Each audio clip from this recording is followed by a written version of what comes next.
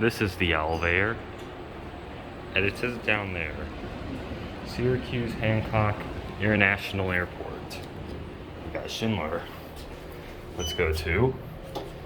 This looks like a really recent elevator. I think this is a 3300, but I don't know. Might be a 3100.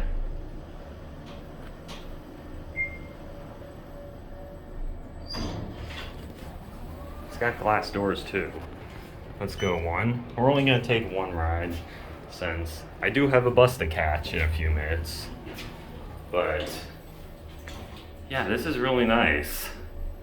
Watch the glass doors. And also you can see the cables. Let's press 2 just so we can watch the cables again.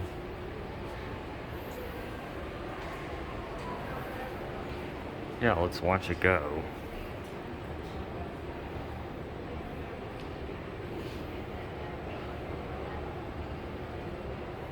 Yep.